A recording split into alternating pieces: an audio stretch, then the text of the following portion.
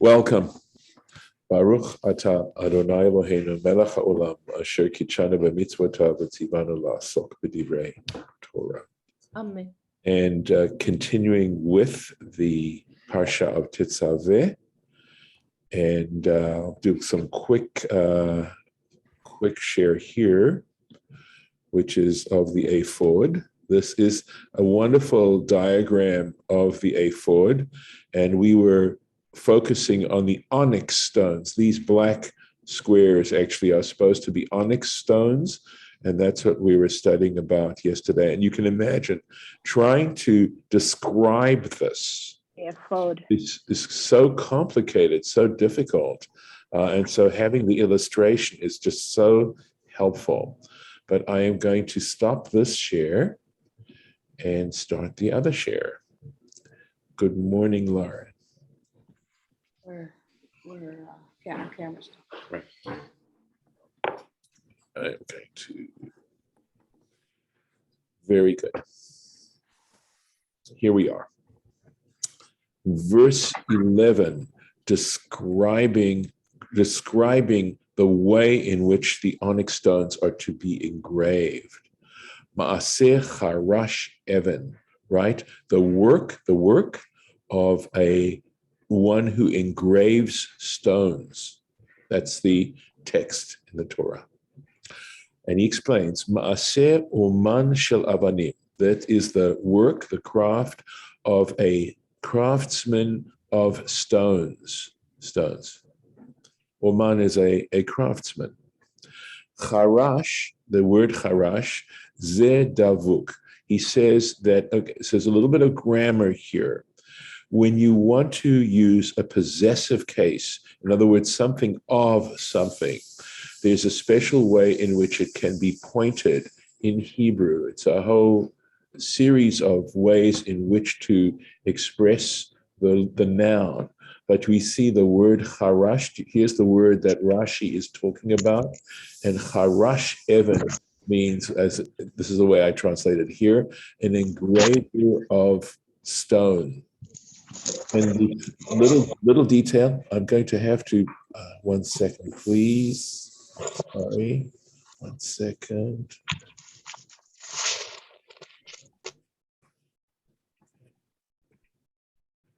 So if you need to say something, please unmute. Otherwise, just stay on mute. All right. Charash, what I'm showing you here this is a kamatz. This vowel is called a kamatz. And this is called a patach. And normally, when it's just a straightforward noun, this would be a kamatz as well. And so Rashi is pointing out that the way this is understood, the way those who pointed the Torah, decided the Masoretes, made this means engraver of. And so that this is in the possessive case, essentially, is what Rashi is telling us. Okay? Zed davuk. In other words, it is stuck to, right? La taiva shela achareha, to the word that follows it. Ulefichach, and for this reason, he nakud patach besofo. And he says, this is the reason why this has a patach at the end of the word. And he says, likewise, in the book of Isaiah, chapter 44, charash eitzim, right? A hewer of wood or trees, a wood chopper. Nata kav charash shel eitzim. Okay, so this is the whole verb, I believe. Okay, so probably charash eitzim nata kav. He has drawn a line. Charash, here we go, shel eitzim, and it means a wood chopper. And likewise, also in Isaiah chapter 12, charash barzel ma'atzad. Okay, the one who has carved out the iron of an axe. Kol Eila, all these nouns are devukim. we call it now smichut. Smichut is what we call it. Samuch means right next to. Upetuchim, and they have a patach in that second place. So as you know, every so often, Rashi goes into grammatical dikduk, is what it's called in Hebrew, which means to parse out in a sense. In other words, gets down right underneath into how the words are actually to be understood from a grammatical point of view, to analyze them in this particular way. I have to tell you that there is an unanswered question that I have in my mind, which is, why does Rashi feel a need to do this? Is it purely for edification, or is there possibly some other agenda that Rashi has in mind, where possibly there are words being mistranslated, possibly by missionaries, or by other scholars, perhaps? It could be as innocent as that, and that Rashi feels a need to go into this kind of specificity in order to clarify a possible mistake. The question for me is that I don't know what it would mean otherwise. In other words, what's Rashi correcting here? What is the quote mistake that Rashi is trying to correct? And that's the conundrum that I have not figured out. And so in other words, every time that Rashi feels a need to go into grammatical explanations, I feel there is a reason for it, not simply from a point of view of teaching biblical grammar. So just an unanswered question there. Perhaps someday I'll know the answer. Pituche chotam. So again, this is not so easy to translate, right? Pituche chotam. Let's take a look. So he says the fact that it's not easy to translate, he says ketargumo. It's as the Targum translates it. Katav mefarash. So ketargumo, here we go. Katav mefarash. In other words, so my understanding is that it would be distinct writing. In other words, very clear that the names of the tribes that are engraved on these stones are written very distinctly. And he goes on. This is the Targum, right? Kegalaf de Iska, as a engraving of a signet ring, like the engraving of a signet ring. So pituche chotam, I did chotem, to seal, and pituche means dug out, like a seal, a signet ring. And he says, charut, so this is Rashi's words now, explaining the Targum. Charutzot haotiyot, the letters are dug out, they're engraved, betochan, in them, in other words, in the onyx stones, kemo shechortzin chotmei tabaot, as one carves out the seals of rings. Shehem lachtom igarot, that you use to seal letters.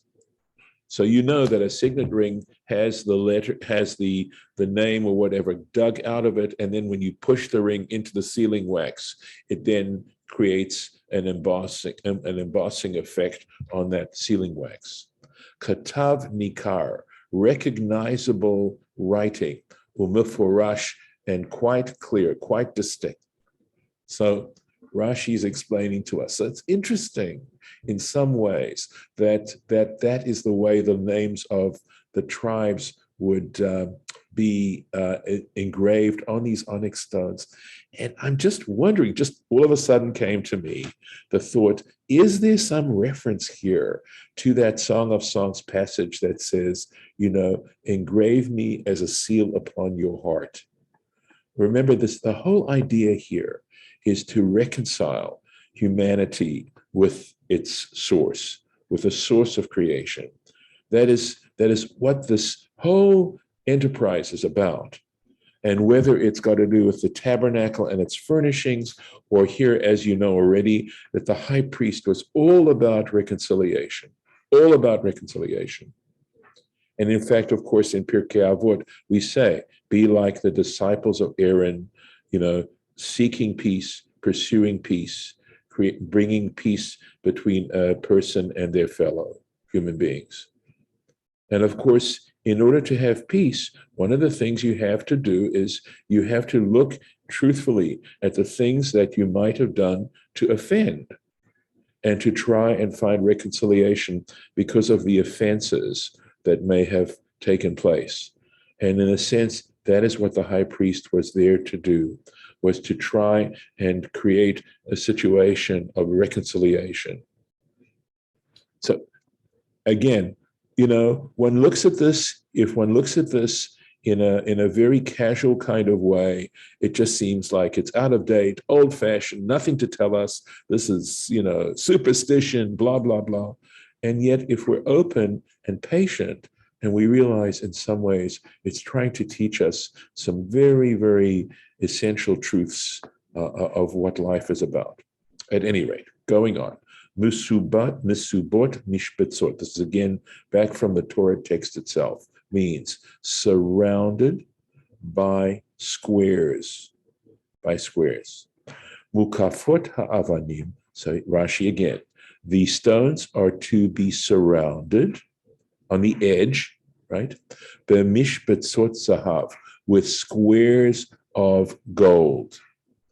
She'oseh moshav, so the way I would translate it is that create a setting, ha'evan, for the stone, bezahav, with gold, kemin guma, like an indentation, lamadata, I think it is, ha'evan, lemidat ha'evan, forgive me. Without the vowels, I had to think carefully what this word is about. So, in other words, according to the measurement of the stone. In other words, the size of this gold square for the inlay, it fits the size of the stone. Umishak'a b'mishbetzot, and it is inlaid, it is set into the squares, nimtzeit, and so you find hamishbetzet sovevet et ha'evan, that this square or rectangle surrounds the stone, saviv, all around, on every side. Let's see if there's any further. Yep, here we go. U'mechaber hamishbetzot, and you then attach these squares, these gold squares, bekitfot ha'ephod, on the shoulders of the ephod. And now I'm going to stop the share a minute and show you exactly what are we talking about.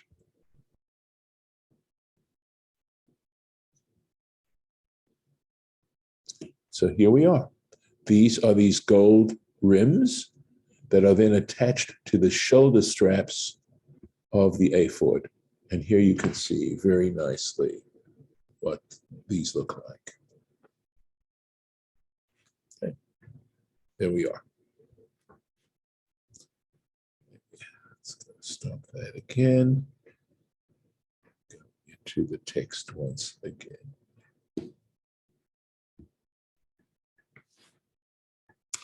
So, onwards to the next verse. Here we are. Rashi anticipated what we're going to read right now. I believe we need to do this verse here. Let's make sure where we go to. Okay. So we just finished this verse, verse 11, and now we're on to verse 12. V'samta et shtei ha'avanim, you shall place the two stones al kitfot ha'ephod, on the shoulders of the ephod. In other words, the shoulder straps of the ephod, avnei zikaron, stones of remembrance, to remind livnei Israel, for the children of Israel. Listen to this. V'nasa Aharon et shmotam, Aaron should carry their names livnei Hashem, before Hashem. Al shtei ktefav, on his Rabbi? Yes. You said the children of Israel, and I understand why, but I'm thinking literally this is the sons of Jacob. Oh, It doesn't have yes. any of his daughters or any of our names on it. And I think, literally it's just the sons of Israel. Yeah, that's fine. You certainly can go in that direction, but I think that since it's talking about the present, it's talking about the Jewish people. But it, Let's use an anachronism. but I mean, it says that Aaron shall carry their names before the Mhm. Lord Yes, upon his shoulders. That was just the names of the 12 tribes, right? true. But what Aaron is not, I don't think this is, I think that at least the way I'm understanding it, okay, is as, okay, you could absolutely interpret it that way. And I think it's an interesting interpretation. Just let me finish the sentence and then let's discuss it a little bit, okay? So before Hashem on his two shoulders, the zikaron as a remembrance. Now, without doubt, and I appreciate what you're saying because that's not something that occurred to me. My understanding of this is that we want to make sure that God has in mind the Jewish people. That what is happening here has to do with its effect in the here and now, and the idea of a continuing relationship to keep this relationship between God and the Jewish people alive and continuing. On the other hand, there's nothing wrong with going in the way that you did, which is to say, that in mentioning or in remembering the children, the sons, literally the sons of Israel, meaning the sons of Jacob. In other words, as we would say in Hebrew, Yisrael Saba, Israel grandpa. Okay, that would also be a way for God to remember how we are descendants of of these patriarchs and of the children of the 12 sons of Jacob, and that there is some merit. In other words, there is a very strong sense, a theological belief in something called Zechut Avot. Zechut Avot means literally the merit of the fathers. And there's a sensitivity that we ourselves don't come close in terms of our level of loyalty and faith and understanding and love of God, etc., etc. But that because we are the descendants of people who did act in that way, that there is some benefit for that. That in that relationship that God had with those patriarchs and matriarchs, we are, as a result, worthy of being forgiven. That we don't have to depend and shouldn't think that we can simply depend on our own merits. So there's a deep sense of modesty, and that fits your interpretation of this. But it also fits yours because now I'm seeing and I'm looking ahead at the Rashi too. But if he's remembering the 12 sons or the 12 tribes and about their their what's the word, yichus, and their righteousness and all that, Yeah, he's doing that for us. right. And also that means he's remembering us on account of them, or Yeah, them on account of us, or whatever. right. I mean, So yeah. go ahead. Sorry, I interrupted No, it you. just makes sense what you said. It really doesn't, it's not one or the other. It's connected. It's just, remembering, it is remembering us in relation to our ancestors and their merit. Exactly. And I think that I've got a lot of noise behind me. Is it okay? Can you hear me anyway? we can Yes, hear we you can. okay. Shira, go ahead. Because I Please. just had another thought. Because when I think of the phrase Kutavos, usually I think of Abraham, Yitzchak, and Yaakov, but their names do not appear here. It's the sons of Yaakov that appear, right? Yes, So, correct. It's the 12 tribes. So the Tut was, I mean, I don't know, maybe this is wrong, but the Tut, I think, goes more to Abraham, Yitzchak, and Yaakov. And the children, it's like we're saying, we the children, and we are represented by the 12 names. That's us. We're the ones that need the truth. You know what I mean? We're the ones asking for forgiveness, and we're represented by those 12 names. We're not the ones that were so righteous. Well, on the note in my Rashi, and we haven't gotten to the Rashi, but it's exactly what we're discussing. And it has a parenthetical phrase and it says progenitors of the, and then goes back to the non-parentheses tribes. So in the note, it says remembering the progenitors of the tribes.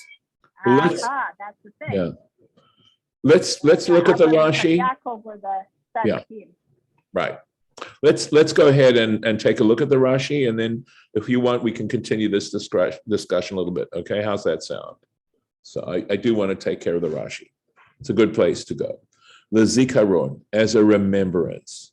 Sheyehe ro'eh HaKadosh Baruch Hu, that the Holy One, blessed be He, should see Hashvatim, okay, the tribes, so Ktuvim lefanav, written before Him, Veyiskor tzidkatam, and remember their righteousness. So saying remember their righteousness definitely looks like it's going back towards, Israel and his family. And the idea there, by the way, is that when it came to Israel, all 12 sons, they weren't perfect, but they all were committed very much to this relationship with Hashem. And another thought that's occurring to me as we're sort of analyzing this is to sort of see the shoulders and the onyx stones in a way as rays, R-A-Y-S, going up to heaven. In other words, that in some ways they represent a type of focal point where all the rest of the garments, get concentrated in the idea of this reconciliation between God and humanity. So, and it does say in the text, sons of Israel. yes. So it doesn't just call them tribes, it calls them sons of Israel. And also shoulders represent support. You are like supported by the shoulders of your father or your ancestors. Yeah, I agree. The whole notion of shoulders is support. Yeah, it's good. Sorry about what's happening to the text here. It's just jumping back and forth. Okay, I'm looking at the, right. Let's go on. Take a little bit more. Okay, so here we are. Vasita mishpatzot zahav. You shall make squares of gold. The word tashbetz actually has more to do with checker work, something like that. But these aren't checkers, you can see. They're not. They're squares. Okay. And that's why I'm going there. Here we go. Vasita mishpatzot. Right. You shall make these mishpatzot. I won't translate it for a moment. Mi'ut mishpatzot. So Rashi notes, by the way, that it doesn't tell you how many of these to make. It just says you shall make squares. Doesn't say how many. So he says, mi'ut mishpatzot shtayim. The least amount of a plural, the smallest number you can have for plurality is 2. V'lo piresh lecha ata. And he says, note that it doesn't specify you now. This ata with an ayin means now. He doesn't explain now in the text, but parshazo, in this particular paragraph, ela miktsat sorkan, just a little bit of their sorkan means their needs, meaning what you need to make them. He only explains a little bit of the details that go into their fabrication. Ubeparshat hachoshen, but when he comes to explain the paragraph dealing with the breastplate, the choshen is the breastplate, gomer lecha pirushan. He then concludes the explanation of what is needed to fabricate them. So it's interesting. I mean, I feel that what Rashi's trying to tell us right now is that even though it's describing these things, it's only doing it from a contextual point of view and not because this is the part where it's actually detailing out the design of these particular items. Onwards.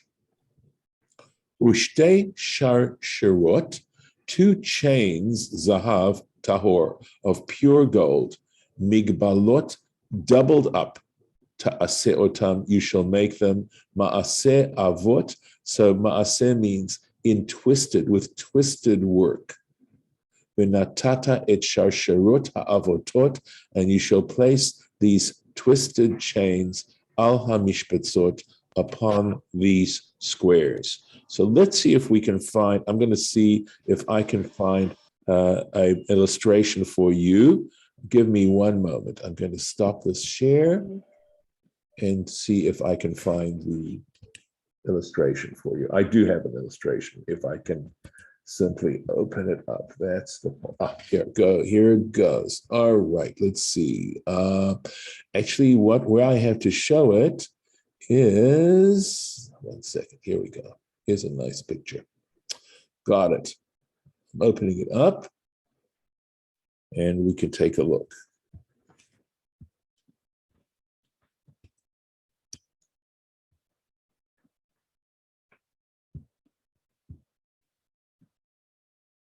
There we are. I'm going to see if I can enlarge it a little bit. Here we are. Look at this. So here you can see this kind of twisting. You can see how it's twisted. These are the chains that we're talking about. Right here. The two chains. And how you see how they're doubled up. And this is the choshen, by the way. This is the breastplate piece, which gets actually folded back. Okay.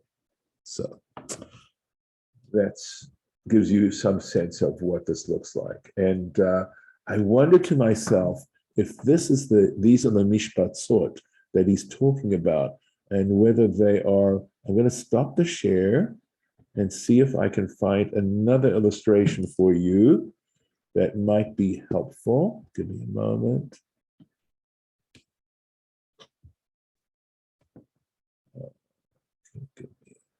Okay, this is helpful. Let me let you see this.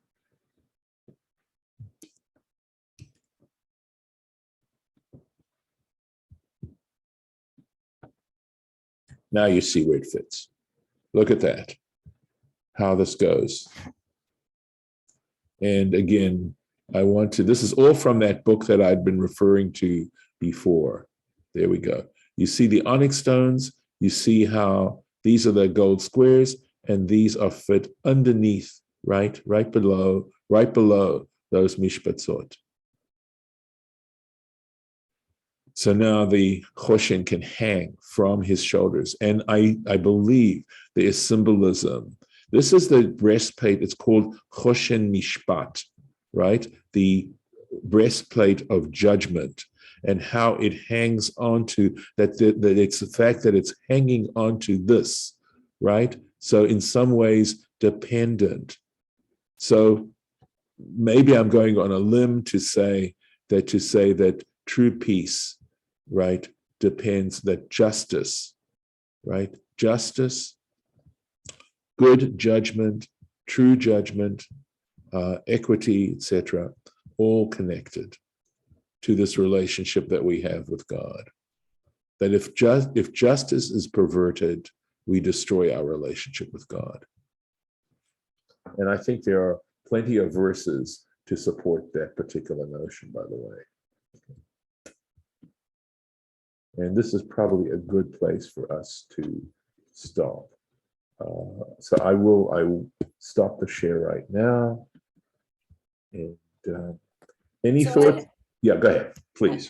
I had a thought, because we had gotten into this analytical symbolic place, so I couldn't stop that train of thought about the chains doubled up, because chains are also, links from one to another. Mm-hmm. And so at the bottom you have Jacob family, but the doubled up chains could refer to Abraham and Isaac. That's part of the doubling, okay. Part of the chains. Right. I have a little more difficulty with that, but that's okay. That's okay. I mean, it's okay. It's all. I'm gonna say something too. I think that Aaron's job as the head of the priest to wear all this is to be the in-between for Hashem and the people.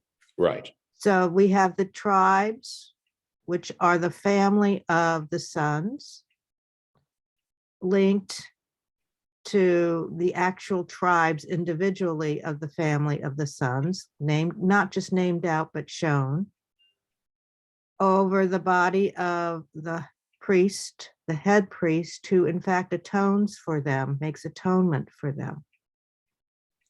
Right. And of course, on the breastplate, there are the 12 stones, each representing the 12 tribes. And a point that I think Harlan brought up some time ago, although this may have been in a totally different context, but the whole idea of 12 tribes has to do with the 12 zodiac signs and having to do with a sense of universality. And trying, again, I think this is all part of trying to understand God's oneness, that there's this attempt on our part to unify and to synthesize our relationship in the world. And this all, to me, it all comes down to the one word, which is significance. In other words, why all this stuff? And I think it's such an important question for people to ask themselves, what am I trying to accomplish? Can you share your thoughts about the symbolism, at least of the doubling of the chains? I mean, the chains are certainly a necessary thing, but the doubling is not. Okay. Well, we know that doubling implies strength. Okay. Now it does say chut hamishulash. It says a threefold cord will not easily be broken. And this isn't, although the twisting itself might have been, in other words, when they did it, may have involved three, because avot actually has to do with braiding, and braiding has to do with three, right? But the doubling up, I think, is to symbolize strength. In other words, because it could have been a single cord, it didn't have to be doubled, right? Doubling, of course, this I think is less compelling, is the idea of that it's a two-way thing. But I really think strength, that it's a strong connection, I think is what it's trying to tell us. I have a commentary on this. Sure, please, Lisa. Okay. They said that it was pure gold. Mm-hmm. And pure gold is soft and it will pull. Mm-hmm. So the strengthening of the braiding of the gold is one thing, and then the doubling is another, because it is meant to last. Yes, good, nice. By the way, also sort of along the lines of what you're talking about, when you think of gold, think of it in the context of this story that we're talking about, which we haven't encountered yet, all right? And by the way, this is clearly out of place, because we see that there's a priesthood being developed here. And prior to this particular incident, the priests would have all been the firstborn sons of the Jewish people from every single tribe. So think gold, and what do you think of? The golden calf, that's what you think of. And the fact that Aaron is wearing gold, there's no escaping the connection of that metal, and the idea of it representing idolatry, and this terrible way in which the Jewish people rejected God 40 days after receiving the Ten Commandments, and it's just a terrible. It's like the blackest moment, the worst moment, darkest moment that the Jewish people ever had. And in fact, there are interpretations that say that in any future sin that the Jewish people commit, God is going to associate the sin of the golden calf. And so I think the very fact that the priest is wearing gold, right, is trying to say, it's true. Sometimes we make really horrible mistakes in our lives, but it doesn't mean that there isn't something good that might be developed if you look at it the right way and take it as a lesson.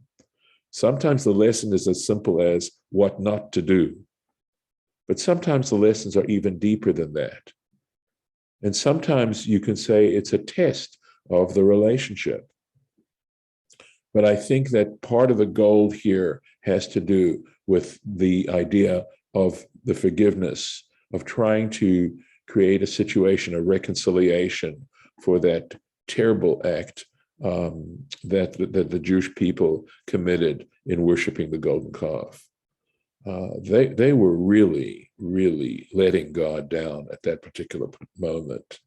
It was awful. So another part of the gold that's there on the high priest garments. And with that, we're going to end today's lesson. I'm going to stop the recording and thank those who followed along.